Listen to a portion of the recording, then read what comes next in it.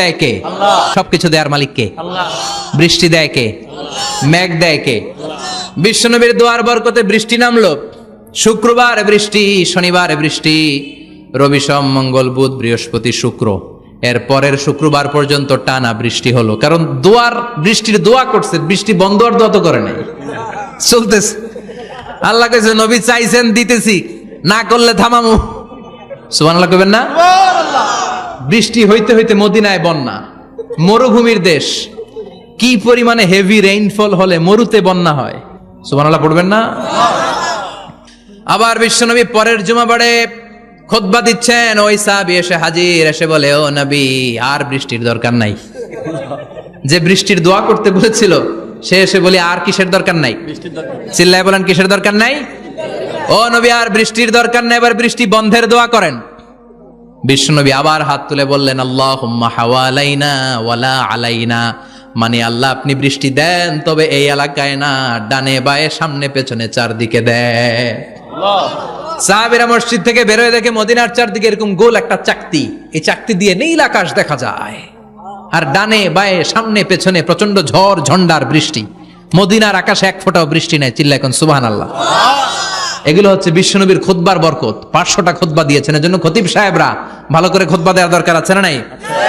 আল্লাহ বললেন, ইযা নুদিয়া লিস-সালাতি মিন ইয়াউমিল জুমআতি ফাসআউ ইলা যিকিরিল্লাহি ওয়া যারুল বাই। জুমার আযান যখন হয়ে যায়, জুমার নামাজ পড়তে যাও, বেচা কেনা বন্ধ করে দাও। কার কথা? আল্লাহর। Close the shop, shut down the shop, close the market.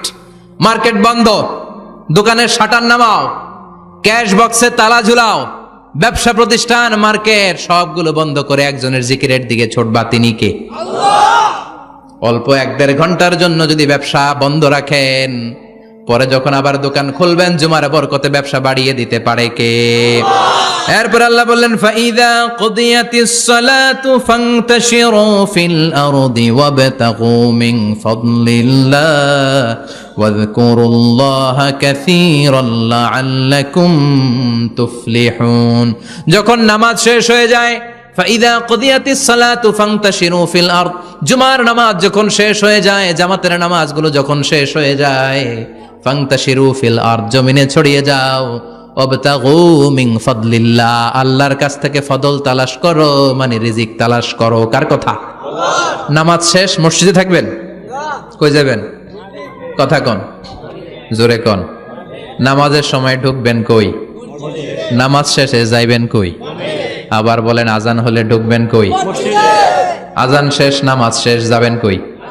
কুদিয়াতিস Salah ফান্তাশিরু feel আরদ, এটা হচ্ছে ইসলামের বিধান। মসজিদে গোল হয়ে বসে থাকার কোনো বিধান নাই। শুধু মুরব্বী যারা, কাজ নাই, ফ্যামিলিরে দেওয়ার কিছু নাই, অবসর সময়, অঢেল সময় মসজিদে বসে তেলাওয়াত করেন, জিকির করেন, সমস্যা নাই। কিন্তু যুবক যারা, নামাজের পরে সমাজকে উপহার দিবা, রাষ্ট্রকে অনেক কিছু উপহার দেওয়ার আছে, তোমার ফ্যামিলির প্রতি অনেক দায়িত্ব আছে, কর্মক্ষম কেউ নামাজের পরে মসজিদে অলস সময় কাটানো যাবে না। বিধানটা কার? ওমর ফারুক মসজিদে নববীর ইমাম, জোহরের নামাজের ইমামতি করলেন, বের হয়ে আসলেন, দেখেন মসজিদের বারান্দায় ইয়ামান থেকে আসা কিছু লোক গোল হয়ে বসে বসে জিকির করে। কি করে? মনোযোগ নাই। কি করে? জিকির করে। উনি চলে গেলেন, আসরের সময় আবার ইমামতিতে আসলেন, আসরের সালাত পড়িয়ে চলে যাচ্ছেন, আবার দেখে গোল হয়ে জিকির করে ওই দল। মাগরিবের নামাজে ইমামতি করলেন, চলে যাওয়ার সময় দেখে সবাই যায়, এরা যায় না, গোল হয়ে বসে বসে জিকির করে আর তাসবিহ পড়ে। এবার ওমর ফারুক বললেন, আসসালামু আলাইকুম। সবাই বলে, ওয়ালাইকুম আসসালাম। মান আনতুম, তোমরা কারা? কয়, নাহনু আল মুতাওয়াক্কিলুনা আলাল্লাহ, আমরা আল্লাহর উপর তাওয়াক্কুল করছি। তো তাওয়াক্কুল করে যে বসে আছো, তোমাদের ফ্যামিলি নাই, ছেলে মেয়ে নাই, দায় দায়িত্ব নাই, সমাজকে উপহার দেওয়ার মতো কিছু নাই, আর তোমরা যে বসে আছো 3টা বেলা, খাইলা কোত্থেকে? না রোজাদার। ইয়ামানি লোকগুলো বলে, না রোজা রাখি নাই, খাইছি। ওমর বলল, বড় আল্লাহর ওলি খানা করতে আইছে। আমাদের জিকির আর বুজুর্গি দেখে আশেপাশের লোকজন খানা দিয়া গেছে। ওমরে ফারুক বলে, তাইলে তো তোমরা মিথ্যাবাদী, তোমরা মুতাওয়াক্কিলুনা আলাল্লাহ নও, তোমরা আল্লাহর উপর তাওয়াক্কুল করনি, তোমরা হচ্ছ আল মুতাওয়াক্কিলুনা বা'দুকুম বা'দা, একে অপরের উপর নির্ভরশীল। যারা খানা দিয়ে যায় এদের উপর তোমরা নির্ভরশীল। তোমরা জিকির করার তাকায় থাকো, বাটি আসে কোন দিক দিয়া, খাবারের প্লেট আসে কোন দিক দিয়া, জোরে কোন ঠিক কিনা? আল্লাহর উপর তাওয়াক্কুল এটা নয়। আনতুমুল মুতাওয়াকিলুন বা'দুকুম বা'দা, এখনই মসজিদ থেকে বের হয়ে যাও। এরপরে কোনদিন নামাজের পর গোল হয়ে বসে থাকতে দেখলে পিটায়া মসজিদ থেকে তাড়াবো। এটা হচ্ছে ইসলামের বিধান। চিল্লা এখন ঠিক কিনা? ফান্তাশিরু ফিল আরদ, নামাজের পরে কৃষক চলে যাবে মাঠে, ব্যবসায়ী চলে যাবে শপিং মলে, মেম্বার অব দ্য পার্লামেন্ট চলে যাবে সংসদে, সেনা সদস্যরা ঢুকে যাবে ক্যান্টনমেন্টে। চিল্লা এখন ঠিক কিনা? যার যেখানে দায়িত্ব পালন করার জন্য ছোট, মসজিদে বসে থাকা যাবে? কোন যুবক মানুষ, কর্মক্ষম মানুষ নামাজের পরে মসজিদে বসে বসে জিকির করা যাবে? নামাজে তো সবচেয়ে বড় জিকির, কামাই করা লাগবে না? মেয়ে কোথায় গেল, ছেলে কোথায় গেল, ফ্যামিলির খোঁজ খবর নেওয়ার দরকার আছে না নাই? চিল্লায় বলেন আছে না নাই? এরপর আল্লাহ বললেন ওয়াইদা রাআউ তিজারাতান আও লাহওয়ান ফাদ্দু ইলাইহা ওয়া তারাকুকা কাইমা। ও নবী, সাহাবারা কাফেলার পণ্যের লোভে, কাফেলার পণ্য এসেছে মদিনায় শুনে আপনারে জুমার মিম্বারের মধ্যে দাঁড় করিয়ে রেখে সবাই চলে যায়। এটা ঠিক করে নাই। আমার কাছে এমন রিজিক আছে যেটা কখনো ফুরাবে না, ঠিক কিনা? এই আয়াতটা বুঝতে হলে 2 মিনিট খুব মনোযোগ দিয়ে কানগুলো খরগোশের মতো খাড়া করে ফেলেন, কিন্তু খুব খাড়া কান করে শুনে, জানেন কানগুলো খরগোশের মতো খাড়া হয়েছে? মনোযোগ আছে? বিশ্বনবী সাল্লাল্লাহু আলাইহি ওয়াসাল্লাম মদিনাতে প্রথম যখন জুমার নামাজ পড়াতেন তখন আগে জুমার 2 রাকাত পরে 2টা খুতবা দিতেন, ঈদের নামাজের মতো। ঈদের নামাজে আগে কি 2 রাকাত, পরে খুতবা। জুমার নামাজও ছিল এরকম, আগে 2 রাকাত নামাজ, পরে খুতবা। বিশ্বনবী আগে 2 রাকাত নামাজ পড়িয়ে খুতবা দিচ্ছেন, তখন মদিনায় দুর্ভিক্ষ, খাবার দাবার নাই। 1 মাস আগে দিহিয়াতুল কালবি আল আনসারী নামক এক সাহাবীকে দিয়ে বিশ্বনবী শাম দেশ থেকে কাফেলা পাঠিয়েছেন খাবারের দ্রব্যাদি আনার জন্য, পণ্য আনার জন্য। 1 মাস পরে তারা খাদ্যের পণ্য নিয়ে, মদিনাতে তখন দুর্ভিক্ষ, খাবারের দাম 2 গুণ 3 গুণ, খাবারের পণ্য নিয়ে কাফেলা ফিরে এসেছে জুমার টাইমে। তখন বিশ্বনবী জুমার 2 রাকাত নামাজ পড়িয়ে খুতবা দিচ্ছিলেন। কি করতেছিলেন? আর তখন নিয়ম ছিল, কোন শহরে কাফেলা ঢুকলে তারা তবলা বাজাতো, ঢোল বাজিয়ে দিত, ঢোলের আওয়াজ সবাই শুনে ওইখানে জড়ো হতো। যার যত পণ্য কিনা দরকার পণ্য কিনে নিয়ে চলে যেত। বিশ্বনবী জুমার নামাজের ইমামতি করে 2টা খুতবা যখন দিবেন, মিম্বারের মধ্যে দাঁড়িয়ে বিশ্বনবী মসজিদে নববীতে খুতবা দিচ্ছেন। খুতবার মাঝখানে বিশ্বনবী তবলার আওয়াজ শুনতে পেলেন। কিসের আওয়াজ? বিশ্বনবী সহ সব সাহাবারা বুঝতে পেরেছে 1 মাস আগে দিহিয়াতুল কালবি শাম দেশে যেই কাফেলা পাঠানো হয়েছে, ওই কাফেলা খাবারের পণ্য নিয়ে মদিনার মধ্যে ঢুকেছে। এখন মসজিদে কানাঘুষা। কিছু সাহাবী বলে না না, বিশ্বনবীর খুতবা রেখে যাওয়া যাবে না। অনেকে বলে আমরা না গেলে মুনাফিকেরা সব পণ্য কিনে ফেলবে, আমরা খাবো কি? কেউ কয় বসে থাকি, কেউ কয় ল যাই। 2-4 জন ওঠা শুরু, সাথে সাথে ওনাদের পিছনে পিছনে বাকি সাহাবীরাও ওঠা শুরু। যেতে যেতে পেছন থেকে 1 কাতার, 2 কাতার, 3 কাতার, পুরো মসজিদে নববী খালি, মাত্র 12 জন সাহাবা ছাড়া। কয়জন? কথা কন। 12 জন। মাত্র 12 জন সাহাবা বিশ্বনবীর সামনে বসে আছেন। 4 খলিফা, জাবির ইবনে আব্দুল্লাহ, এরকম 12 জন সাহাবা বসে আছেন। সব সাহাবারা পণ্য কেনার জন্য চলে গেল। সাহাবারা ভাবলো নামাজ আসল, নামাজ তো পড়েই ফেলছি, এখন খুতবা, সমস্যা নাই। কিন্তু আল্লাহ এটা সহ্য করলেন না। বিশ্বনবী দাঁড়িয়ে খুতবা দিবে আর সাহাবারা সেই খুতবায় বসে না থেকে কাফেলার পণ্য কোরআনের জন্য দৌড়াবে, এটা সাহাবাদের জন্য শোভনীয় নয়। চিল্লা এখন ঠিক কিনা? এজন্য সাহাবাদেরকে ধমক দিয়ে, আমাদের চোখে আঙ্গুল দিয়ে আল্লাহ আয়াত নাজিল করলেন, ওয়া ইযা রাআউ তিজারাতান লাহওয়ানি আও লাহওয়ানিন ফাদ্দু ইলাইহা ওয়া তারাকুকা কাইমা।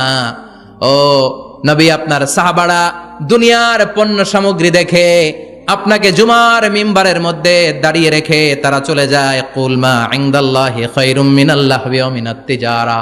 ও নবী, আপনি বলে দেন আমার কাছে এত বিশাল ধনভাণ্ডার আছে, সবার যত চাহিদা, যত কামনা আছে সব যদি দিয়ে দেয়, আমার ধনভাণ্ডারের 1 ইঞ্চিও কমবে না। সবচেয়ে বড় রিজিকদাতা কে? আল্লাহ। চিল্লায় বলেন কে? আল্লাহ। কেউ যেটা পারে না পারে কে? আল্লাহ। কেউ যেটা দেয় না দেয় কে? আল্লাহ। জুমার নামাজে আগে আগে যেতে রাজি আছেন? সময় মতো জুমার খুতবা শুনতে রাজি আছেন তো? খতিব সাহেবরা ঠিকঠাক মতো জুমার খুতবা দিবেন তো? জুমার দিনের কিছু সুন্নাত আছে, শুনবেন না দোয়া করে ফেলবো? এই সুন্নাতগুলো শুনে আমরা বিদায় নিব, চিল্লায় পড়েন ইনশাআল্লাহ। জুমার দিনের প্রথম সুন্নত হচ্ছে জুমার দিনের ফজরের নামাজটা জামাতে পড়া। সবাই কয় খাইছে, হুজুরে দর্শে জায়গা মতো, আসল জায়গায় ফজরের নামাজে ভেজাল আছে না নাই? জুমার নামাজের প্রথম সুন্নত হচ্ছে ফজরের নামাজটা কি পড়া? জামাতে। আফদালুস সালাওয়াত ইনদাল্লাহি সালাতুল ফাজরি ফি ইয়াউমিল জুমআতি ফি জামাআ। বিশ্বনবী বললেন জুমার নামাজের 15টা সুন্নত মুখস্থ রাখতে হবে। 1 নাম্বার সুন্নত ফজরের সালাত জামাতে পড়তে হবে। 2 নামাজ মুনাফিকদের কাছে সবচেয়ে কঠিন, একটা হচ্ছে ফজরের নামাজ আর একটা এশার নামাজ। এক আলেমকে জিজ্ঞেস করা হলো ফজরের বাতাসটা এত ঠান্ডা আর স্নিগ্ধ কেন? আলেম উত্তর দিয়েছিল কারণ ফজরের বাতাসে মুনাফিকদের নাকের দুর্গন্ধ মিশে না। ফজরের বাতাসটা স্নিগ্ধ, ফজরের সময় আল্লাহওয়ালাদের আনাগোনা, মুসল্লিদের আনাগোনা, ইসলামের পক্ষের শক্তির আনাগোনা, চিল্লায় বলেন ঠিক কিনা? মসজিদে নববীতে জুমার নামাজের দৃশ্য আর ফজরের নামাজের দৃশ্য ছিল এক। বাংলাদেশে ফজরের নামাজের দৃশ্য আর জুমার নামাজের দৃশ্য এক নাকি? ফজরের নামাজের সময় মুসল্লি নাই, এক কাতার হয় না, আর জুমার নামাজে পাক্কা মুসল্লি দেরি করে গেলে বারান্দায়ও জায়গা পায় না। কথা কন? তাহলে ফজরের নামাজটা আমরা জামাতে পড়বো ইনশাআল্লাহ। ইনশাআল্লাহ এত আসতে ইনশাআল্লাহ, আরো জোরে পড়েন ইনশাআল্লাহ। মনে থাকবে? ইমাম সাহেব কে মসজিদের? ইমাম কই? হাফেজ সাহেব কই? কালকে দেখবেন যে কি অবস্থা হয় ফজরের সময়। জুমার নামাজের মতো ভিড় হবে, আসা যাবে না। কথা কয় না? 2 নাম্বার সুন্নাহ হচ্ছে আসওয়াক, মেসওয়াক করা। মাথরাতুন লিল ফাম মারদাতুন লিররাব। মেসওয়াক করলে দাঁত পরিষ্কার থাকে, আল্লাহ খুশি হয়ে যায়। বিশ্বনবী বলেছেন যদি আমার উম্মতের জন্য কষ্ট না হতো প্রত্যেক নামাজের আগে মেসওয়াক করা আমি ফরজ করে দিতাম। সুবহানাল্লাহ। মেসওয়াক ছিল বিশ্বনবীর জীবনের শেষ আমল। এই মেসওয়াক করে বিশ্বনবী শেষ নিঃশ্বাস ত্যাগ করেছেন। আপনার নবী, আমার নবী, ওনার জীবনের সর্বশেষ আমল ছিল কি? মেসওয়াক। সুবহানাল্লাহ কইবেন না? বিশ্বনবী জাইতুনের ডাল দিয়ে মেসওয়াক করতেন। বিশ্বনবী বলতেন নি'মা সিওয়াকি আয-যাইতুন ফাইন্নাহু সিওয়াকি ওয়া সিওয়াকুল আম্বিয়া মিন ক্বাবলি। জাইতুনের ডালের মেসওয়াক কতই না ভালো, কারণ এটা দিয়ে আমিও মেসওয়াক করি, আমার আগে সব নবীরাই জাইতুনের ডাল দিয়ে মেসওয়াক করেছে। সুবহানাল্লাহ। 3 নাম্বার হচ্ছে দুহুন, তেল মালিশ করবেন। বিশ্বনবী জাইতুনের তেল দাড়িতে, চুলে আর গায়ে দিতেন। বিশ্বনবী বলতেন ওয়াদাহিনু ফাইন্না ফিত তাদহিনে বারাকাত। তেল খাও, তেল দাও, তেল মালিশ করো, তেলের ভেতরে আল্লাহ বরকত ঢুকাইয়া দিছে। তেল দিবেন তো? 4 নম্বরে আত্তিব, জুমার দিনে সুগন্ধি লাগিয়ে যাওয়া সুন্নাত।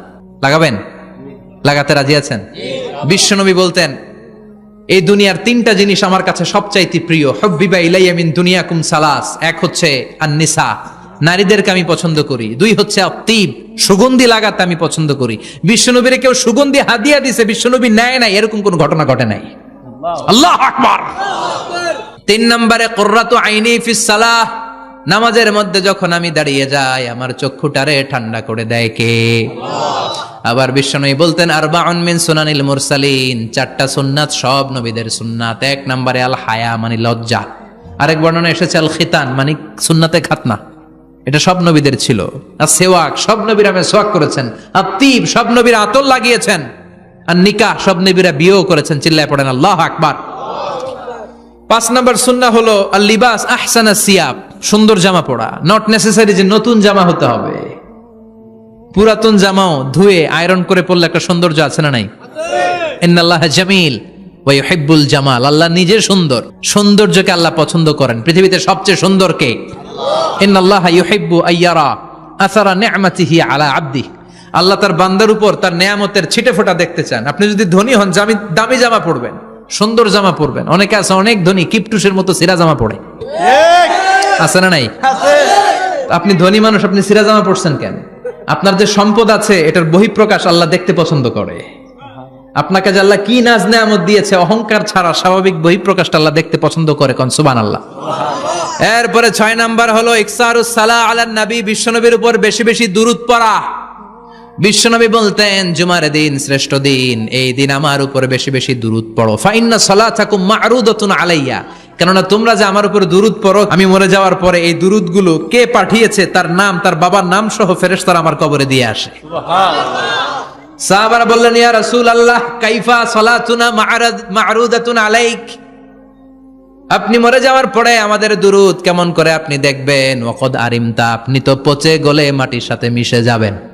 বিশ্বনবী বলেন, ইন্নাল্লাহা হাররামা আলাল আরদি আন তাকুলা আজসাদাল আম্বিয়া, নবীদের লাশকে খেয়ে ফেলা, নবীদের লাশকে পচিয়ে ফেলা জমিনের সব মাটির জন্য আল্লাহ হারাম করে দিয়েছে। নবীদের লাশ পচে না, নবীদের লাশ গলে না। যারাই বিশ্বনবীর উপর দুরূদ পড়বেন, আপনার নাম সহ, আপনার বাবার নাম সহ, মালাইকাতু সাইয়াহিন, একদল ফেরেশতা আছে শুধু রাউন্ড দেয় গোটা ওয়ার্ল্ডে। কারা বিশ্বনবীর উপর দুরূদ পড়েছে, এই দুরূদ নিয়ে, এই নাম নিয়ে বিশ্বনবীর কবরে তারা পৌঁছে দেয়। চিল্লায় পড়েন আল্লাহু আকবার। এরপরে বিশ্বনবী বলতেন, জুমার দিনে সূরাতুল কাহাফ পড়বা। কাহাফ পড়া সুন্নাহ। সূরাতুল কাহাফ পড়তে রাজি আছেন? রাজি আছেন তো? 18 নম্বর সূরা, কোরআনের একেবারে মাঝখানের সূরা। আলহামদুলিল্লাহিল্লাযী আনজালা আলা আবদিহিল কিতাবা ওয়া লাম ইয়াজআল লাহু ইওয়াজা, এই আয়াত দিয়ে শুরু হয়েছে, শেষ করা হয়েছে ফামান কানা ইয়ারজু লিকা রাব্বিহি ফালইআমাল আমালান সালিহা ওয়া লা ইউশরিক বিইবাদাতি রাব্বিহি। আর মাঝখানে আছে ওয়ালিয়াতালাত্তাফ। হাফেজ সাহেবরা উত্তর দাও, মাঝখানে আছে কি? কথা কন। ওয়ালিয়াতালাত্তাফ একটা শব্দ আছে সূরা কাহাফের মাঝখানে। কোরআনের সব জায়গায় এক ফন্টে আয়াতগুলো লেখা, কিন্তু ওয়ালিয়াতালাত্তাফ মোটা করে লেখা আছে না?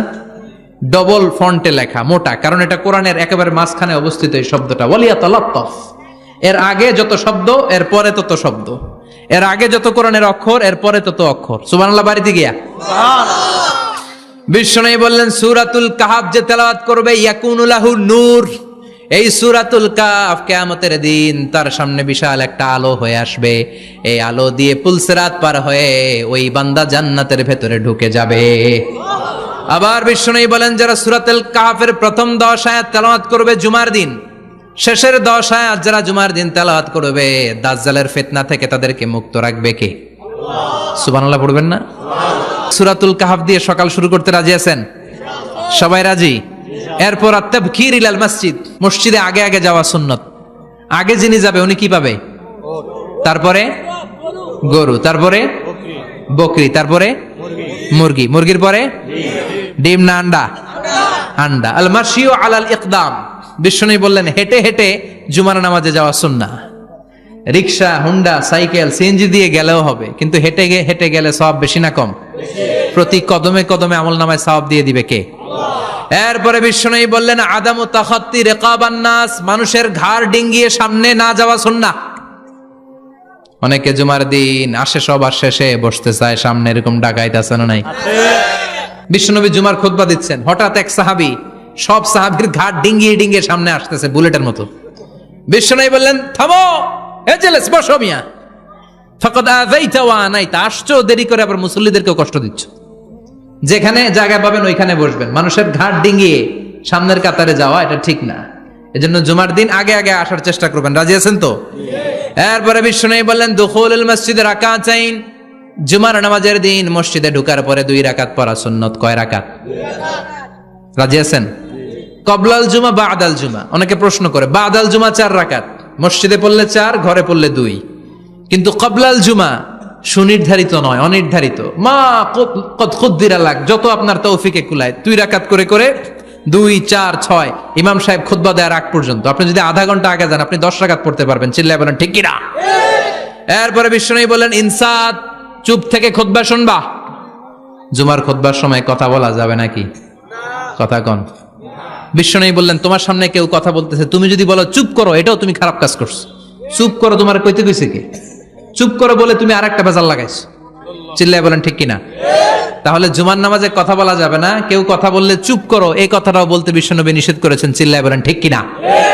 এরপরে মজার একটা কথা বিশ্বনবী বলেছেন, জুমার নামাজ পড়তে যেয়ে যদি কারো ঘুম আসে, জায়গা চেঞ্জ করে বসো।